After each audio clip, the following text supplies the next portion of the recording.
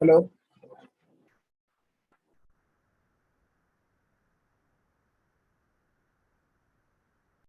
Hello hello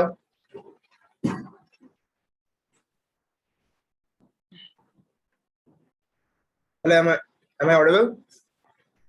Yes, sir. Yes, sir. Yes, sir. Good morning, sir. Okay, good morning.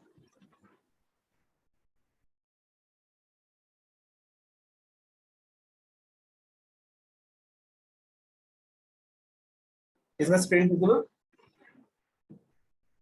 Yes, sir. Yes, sir. Clear. So power system 1 में आज power factor correction का थोड़ा सा portion बाकी था। Power factor correction by synchronous machine. हम लोग power factor correction first method हम लोग किए थे static capacitor, by the use of static capacitor. Second method जो हम लोग बोल सकते हैं that is by the use of synchronous machine. Power factor correction,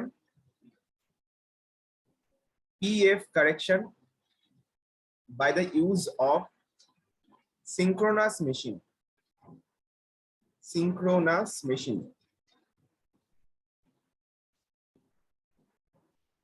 कैसे होगा इसमें? We must know, हम लोग इलेक्ट्रिकल मशीन के सब्जेक्ट के जो मतलब आई थिंक मशीन 2 में तुम लोगों को सिंक्रोनस मशीन पढ़ाया जाएगा। ओके, मशीन 2 में वहां पर हम लोग देखेंगे कि ओवर एक्साइटेड, यहाँ पर तुम नोट कर सकते हो क्योंकि इसका जो थ्योरी है वो मशीन 2 में है, that is over excited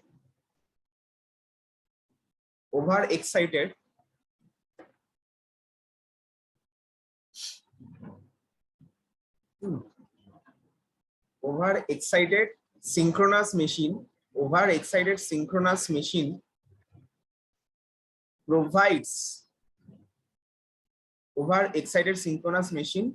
provides lagging var।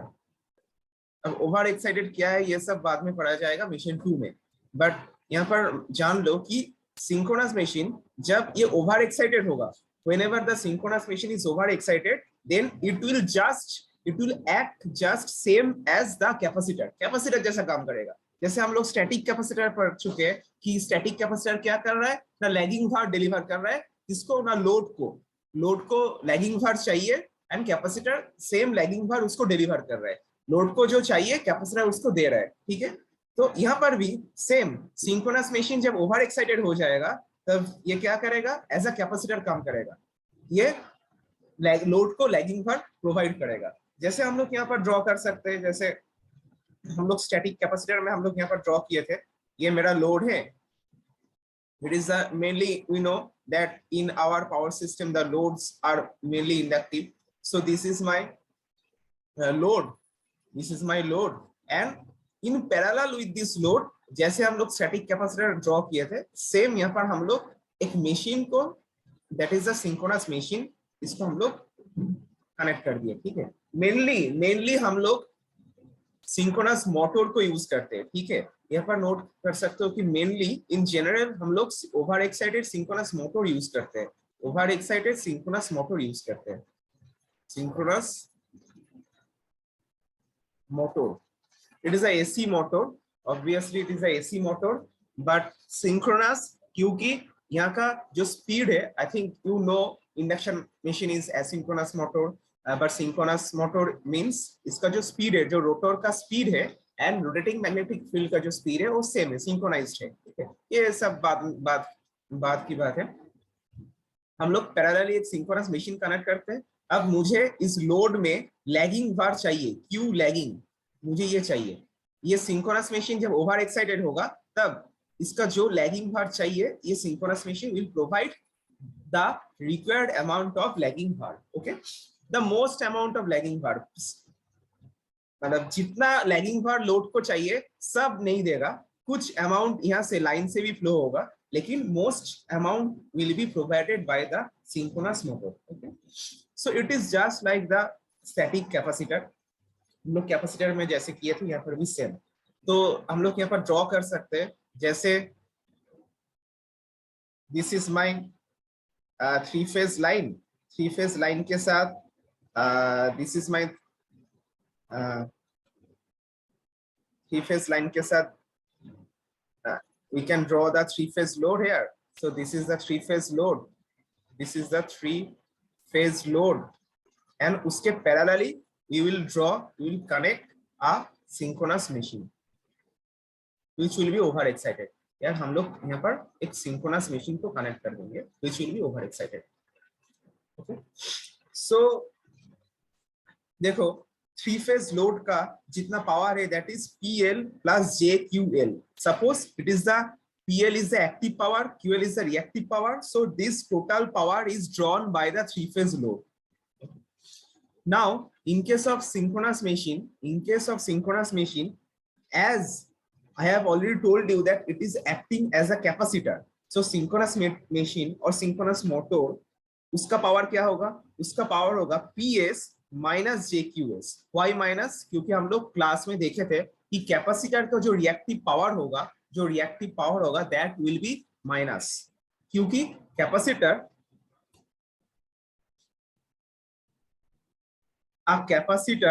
will deliver lagging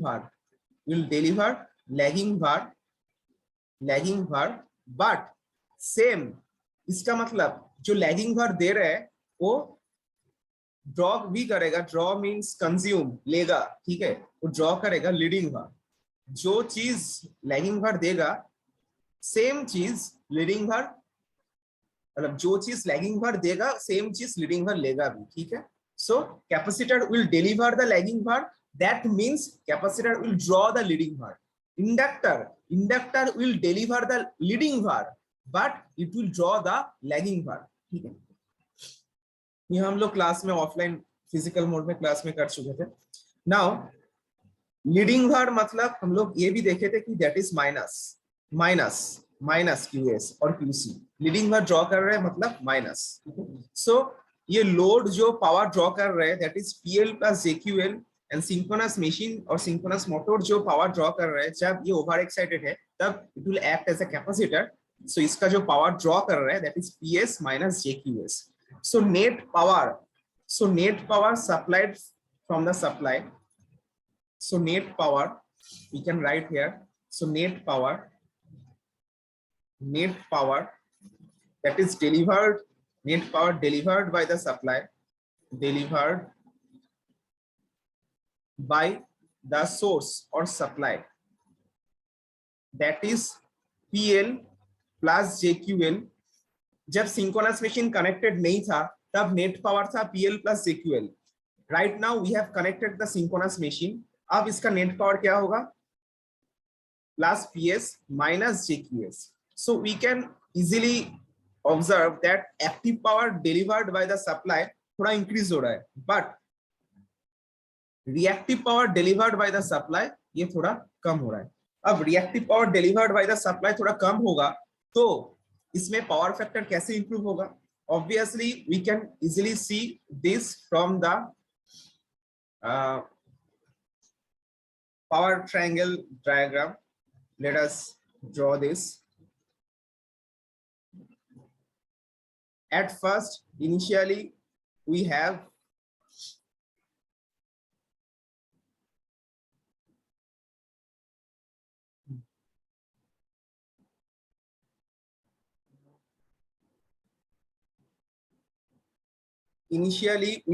this is PL, this is QL. L means load,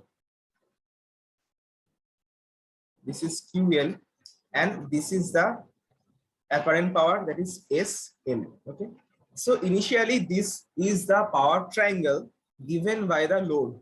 Okay, load ka power triangle. Now we have connected a synchronous machine. This is the initial power factor angle, phi 1. This is the initial power factor angle. So this is the initial angle or initial power factor angle initially. Now we have connected a synchronous machine in parallel with this. तो net power क्या हो रहा है, net power देखो मेरा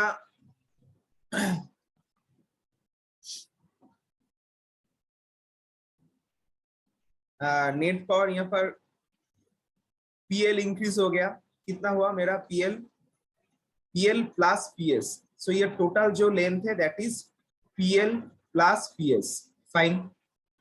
और मेरा reactive power कितना हुआ minus QS, so we can draw here this is minus QS, let us draw, okay, so this is minus QS. So currently what is the net reactive power? The net reactive power is this one, this is the net reactive power. So this is the net reactive power. So thereby if this is the net reactive power, then what is the apparent power? This is the, sorry, the net reactive power. Let us draw this.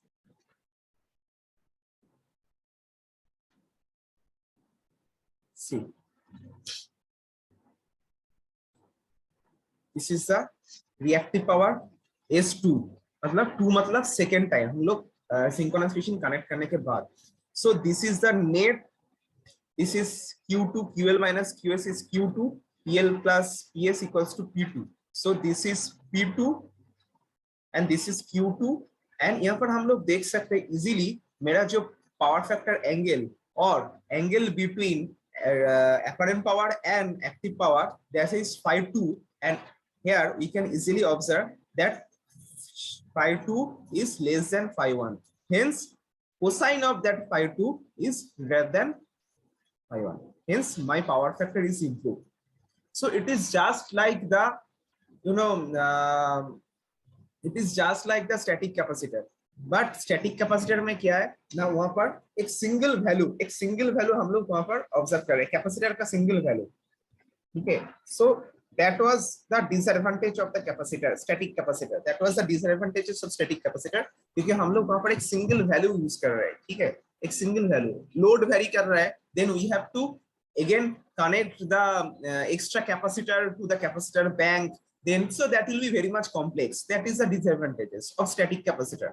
But over excited synchronous machine में क्या है, हम लोग load change हो गया तो we can change the excitation so that the reactive power drawn by the synchronous machine will be changed and the scenario will be changed, hence power factor will be improved. So easily synchronous machine में हम लोग excitation change करने के साथ साथ हम लोग power factor को इंप्रूव कर सकते हैं. सो that is easy method. Okay, now यहाँ पर भी हम लोग पिछले कैपेसिटर में जो फॉर्मूला यूज किए थे, यहाँ पर भी हम लोग सेम फॉर्मूला यूज कर सकते हैं. कैसे ना, the reactive power delivered by the synchronous machine, suppose QSM, that is the reactive power delivered by the synchronous machine, QS or QSM, that is equals to P1 tan of phi1 minus P2 tan of phi2.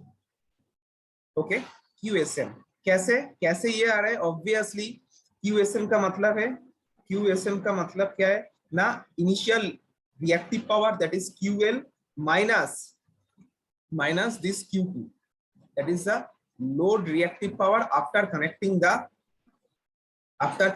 the synchronous machine. Okay, मतलब ये total length, ये जो total length minus this length, हम लोग मुझे ये QSM मिल जाएगा. So that is QSM equals to QL minus Q2. Okay, now what is QL? ना, QL is nothing but the PL tan of phi1. PL tan of phi1 equals to QL. Okay? क्योंकि मुझे ये ऐसा perpendicular मिला है, this is the angle. So this ABC, I think you all know, AB by BC equals to tan theta. Okay, perpendicular by base equals to tan theta. Let me draw this. Perpendicular by base equals to tan theta. Okay, AB, that is a perpendicular by base, equals to tan theta. So what is the perpendicular value? AB equals to BC into tan theta. Okay, and what is AB here? It is QL. What is BC here? That is P1. Okay, or P1 or PL. P1 or PL. L का मतलब initial जो load मुझे power दे रहे हैं, ठीक है। So what is AB? AB means QL equals to BC. BC means क्या है? बीसी मींस P1 और PL 1051 है, ओके। सो क्यूएल मुझे मिल गया कि PL 1051, सो PL 1051। सेम Q2 भी मुझे मिल जाएगा, same process, that is P2 1052। सो यहाँ से हम लोग ये फॉर्मूला डिराइव कर सकते हैं कि same as static capacitor. Static capacitor में क्या था? मेरा P1 इक्वल्स टू P2 था। स्टैटिक कैपेसिटर में मेरा वैल्यू था P1 equals to P2, but यहाँ पर P1 not equals to P2, थोड़ा चेंज हो रहा है, ठीक है। Now so that is the important formula we can derive here. Now if here we can note, if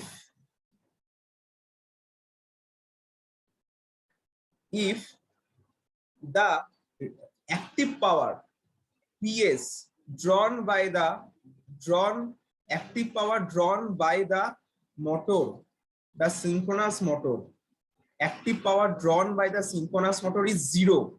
suppose कोई भी एक्टिव पावर ड्रॉ नहीं कर रहे हैं, मेरा जो मोटर है synchronous motor, that is not drawing any kind of active power, then it will be called the lossless synchronous machine, lossless synchronous machine, and that device is called the synchronous condenser,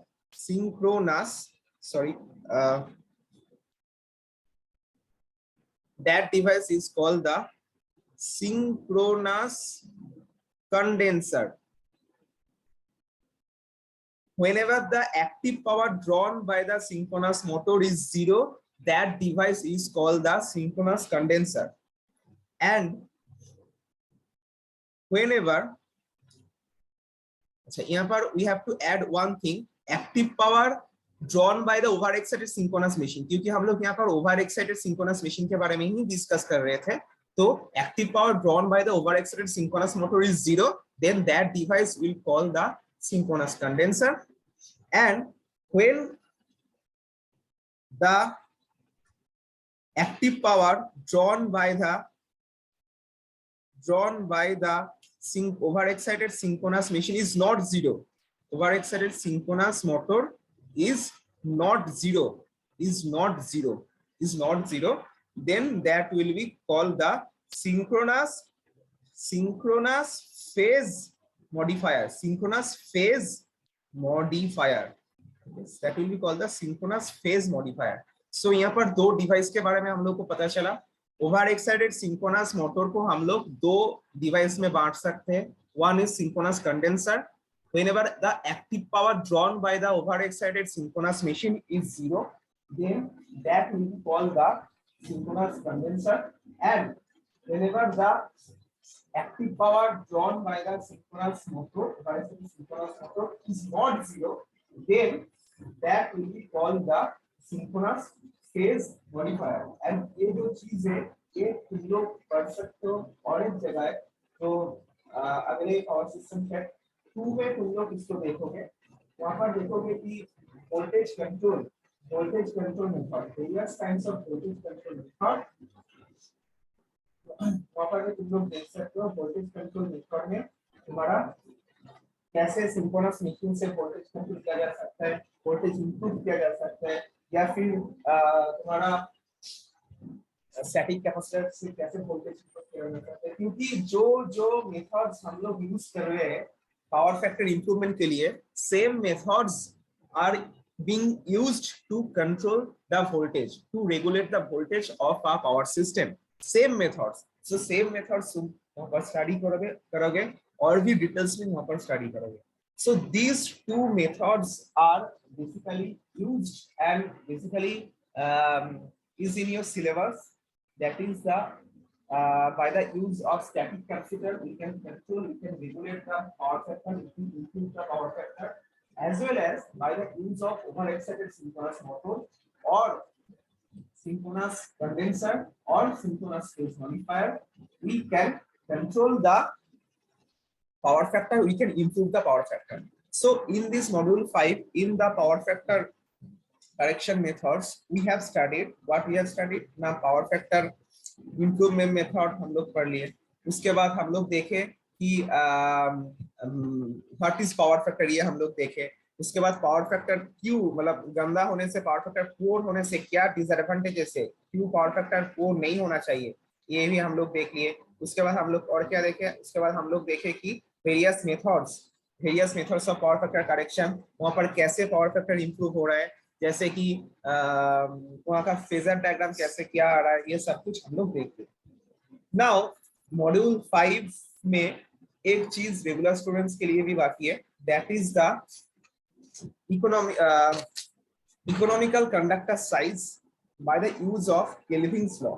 so power factor correction is खत्म हो गया. वहां पर एक numerical हम लोग solve किए थे क्लास में, बाकी 2-3 न्यूमेरिकल मैंने आज ही अपलोड कर दूंगा गूगल क्लासरूम में, वहां पर देख लेना. एंड उसका जो पूरा पीडीएफ है वो भी that will also be uploaded in the Google Classroom. I think it is already uploaded.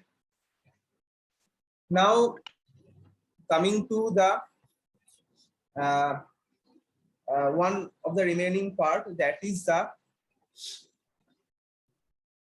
choice of conductor size. Choice of conductor size. Choice of conductor size using Kelvin's law. Now यहाँ पर एक question हम लोग के mind में आ सकता है कि कंडक्टर मींस हम लोग जो पावर सिस्टम में वायर यूज कर रहे हैं, that is the conductor. Now ये कंडक्टर किसका, मतलब what material we can use, या फिर इसका साइज क्या होगा, ये सब कुछ हम लोग अगले मॉड्यूल में डिस्कस करेंगे. तो मॉड्यूल 1 में आई थिंक ये सब है, सो मॉड्यूल 1 में हम लोग डिस्कस करेंगे. बट नाउ हम लोग यहाँ पर डिस्कस करेंगे कि कंडक्टर का साइज कैसा होना चाहिए, किसके ऊपर ये कंडक्टर साइज डिपेंड करेगा. एंड उसके लिए एक लॉ है, that is called the Kelvin's law. Okay, now we must know, किसी भी चीज को मुझे एक फैक्ट्री बनाना है, ठीक है, तो मुझे ऑब्वियसली कंज्यूमर का डिमांड मुझे चेक करना है कि कंज्यूमर क्या चाहिए, किस चीज का फैक्ट्री बना दे. ठीक है, हो सकता है कंज्यूमर का शू का बहुत डिमांड है, सो शू का फैक्ट्री मैं बना सकता हूँ. ठीक है, बट मुझे वहां पर क्या चीज देखना है, the economy is the major part.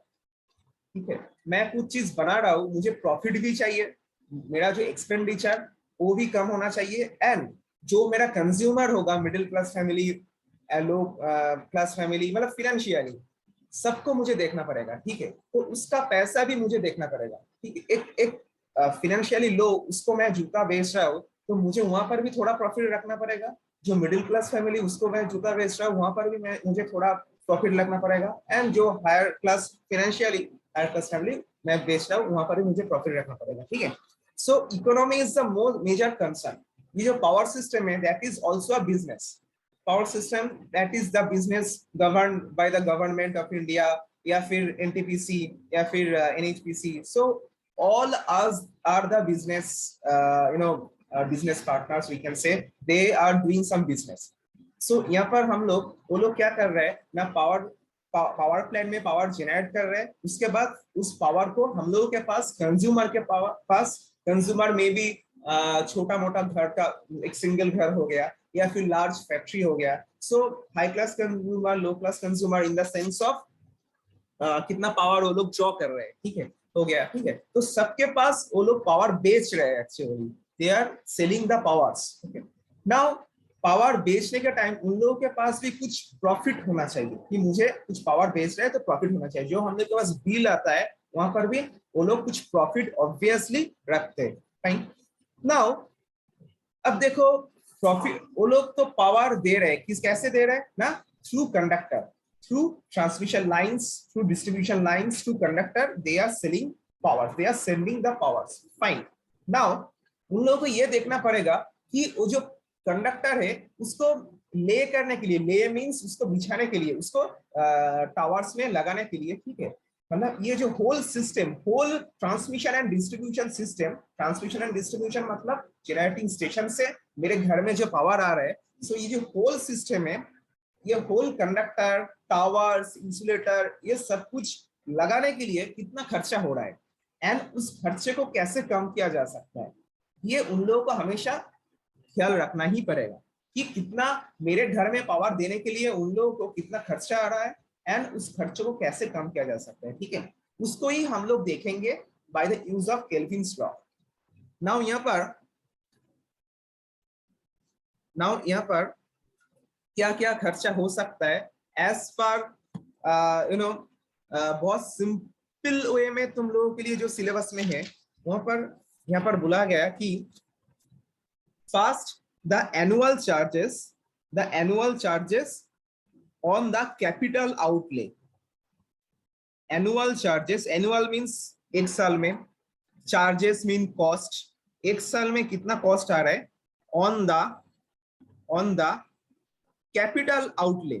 Now capital outlay का मतलब क्या है ना, जो इनिशियल इन्वेस्टमेंट है, कैपिटल आउटले मतलब जो इनिशियल इन्वेस्टमेंट है, इनिशियल इन्वेस्टमेंट मतलब हम लोग जो टावर कनेक्ट कर रहे हैं, ठीक है, इंसुलेटर कनेक्ट कर रहे हैं, जो कंडक्टर कनेक्ट कर रहे हैं, ठीक है, ये सब हम लोग दे दिए, हम लोग बैंक से लोन लिए, फिर एक सिस्टम बना लिए, एक जहां पर 500 टावर से, 200 कंडक्टिंग लाइन से, बहुत कुछ है, इंसुलेटर से बहुत कुछ है, ठीक है। तो उसमें क्या खर्चा आएगा एक साल में, उसमें क्या खर्चा आएगा एक साल में, ये that is called the annual charges on the capital outlay. And second is हम लोग तो लाइन बिछा दिए, बट वहां पर तो लॉस होगा, एनर्जी लॉस होगा, लाइन में क्या है ना, ओहमिक लॉस होगा और भी बहुत सारा लॉस होगा। मेनली हम लोग ओहमिक लॉस पर डिस्कस करते हैं। उसके लिए मेरा मेंटेनेंस भी लगेगा, क्योंकि यहाँ पर लॉस हो रहा है मतलब हीट हो रहा है मतलब कुछ ना कुछ डैमेज हो रहा है, तो इसके लिए मुझे मेंटेनेंस चार्ज भी लगेगा, ठीक है। सो इसको हम लोग कहते हैं कि एनुअल चार्ज, एनुअल मतलब एक साल में, चार्ज मतलब cost, so annual charge on energy loss, annual charge on energy loss. तो first one is the annual charges on the capital outlay, मतलब इनिशियल इन्वेस्टमेंट में कितना एनुअल चार्ज मुझे लग रहा है, that is the depreciation cost, tariff में पढ़ चुके हो डेप्रिसिएशन कॉस्ट, ओके, मतलब रेगुलर स्टूडेंट्स पढ़ चुके हैं, जो लेटरल स्टूडेंट्स उन लोग पढ़ा दिया जाएगा एक्स्ट्रा क्लास लेके। सो कैपिटल आउटले मतलब इनिशियल इन्वेस्टमेंट में कितना एनुअल चार्ज लग रहा है एंड एनर्जी लॉस में कितना एनुअल चार्ज लग रहा है, ठीक है। So it is the first one, this is the first one and this is the second one. Now in the first one, that is the annual charges in the capital outlay, उसमें क्या क्या है, क्या क्या charge हो सकता है, क्या क्या कॉस्ट हो सकता है। जैसे ओवरहेड लाइन के लिए, ओवरहेड लाइन के लिए, ओएच लाइन के लिए कॉस्ट क्या हो सकता है, कॉस्ट ऑफ कंडक्टर, कंडक्टर का कॉस्ट हो सकता है, कॉस्ट ऑफ कंडक्टर्स। सेकेंड हो सकता है towers, cost of towers, okay. ये सब इनिशियल इन्वेस्टमेंट, ऑब्वियसली इनिशियली हम लोग कनेक्ट कर दिए, हर एक साल में हम लोग तो नहीं चेंज करेंगे, इनिशियली कनेक्ट कर दिए, उसके बाद उसका जब डैमेज हो जाएगा तभी उसको हम लोग मेंटेन करेंगे या फिर चेंज करेंगे। सो टावर्स हो गया, या फिर कॉस्ट ऑफ इंसुलेटर्स हो गया, cost of insulators and cost of erections. Erection मतलब जो हम लोग एक कंडक्टिंग वायर लिए, उसको टावर में टंगा दिए, ठीक है, टावर में लगा दिए, जो दो टावर है उसके बीच में एक कंडक्टर लगा दिए, that is called the erection of the overhead line. Same underground cable के लिए, यूजी केबल के लिए, सेम यूजी केबल के लिए क्या क्या कॉस्ट हो सकता है, यहाँ पर भी cost of conductors, UG cables, उसका कॉस्ट होगा। वहां पर कोई टावर नहीं है लेकिन वहां पर इंसुलेटर्स बहुत है, इंसुलेटर वहां पर चाहिए, बहुत सारे इंसुलेटर्स चाहिए, क्योंकि ये तो अंडरग्राउंड केबल है ना, उसमें प्रोटेक्शन चाहिए, सो इंसुलेटर्स के लिए होगा। एंड अंडरग्राउंड केबल को जब हम लोग बिछाते हैं, अंडरग्राउंड केबल को जब हम लोग नीचे मतलब रख देते हैं, तो that is called the laying of the cable, that is called the laying of the cable, laying of the cable. तो उसके लिए भी मुझे कुछ कॉस्ट चाहिए। अब हम लोग देखेंगे ये जो कॉस्ट है, ये जो cost of conductor, tower, insulator, erection, ये किसके ऊपर डिपेंड करता है, मेनली किसके ऊपर डिपेंड करेगा, ठीक है। First come to the overhead line, overhead line में आ जाता है। ओवरहेड लाइन में देखते हैं कि ये जो कॉस्ट है ये that will depend upon which thing. Overhead line में फर्स्ट क्या है मेरा ना, cost of conductor, cost of conductor, let me right it, cost of conductor.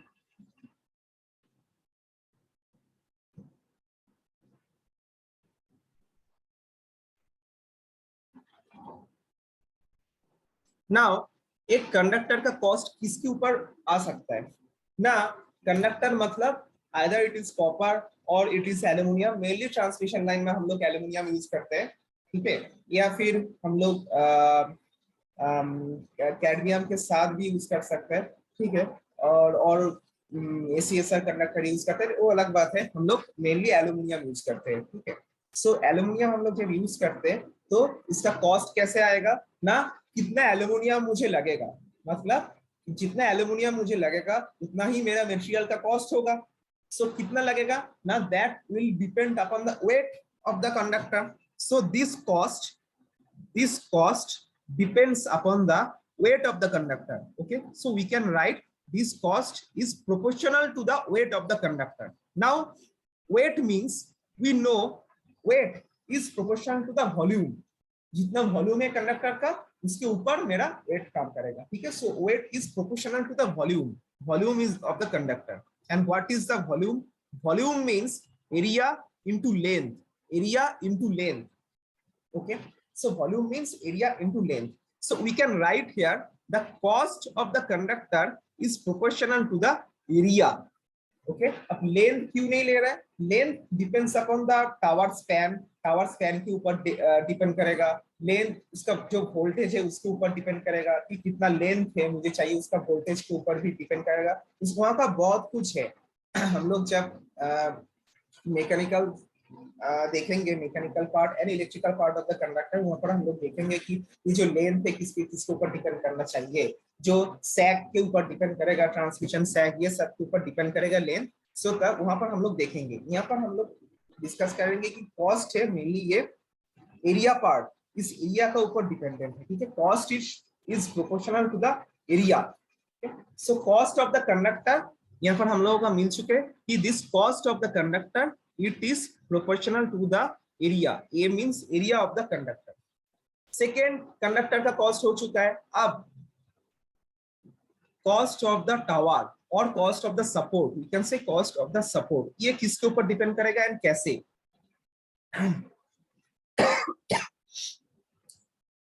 Now support means suppose this is my tower, transmission tower, and this is यहाँ पर मेरा insulator ऐसा है, ये क्रॉस आर्म है, this is the cross arm, and यहाँ पर insulator है, एंड यहाँ पर ट्रांसमिशन टावर चलेगा ऐसा, ठीक है।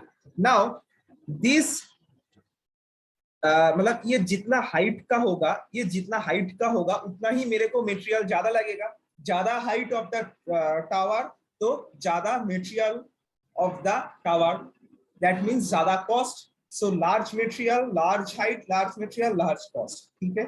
नाउ ये जो हाइट है, the height of the conductor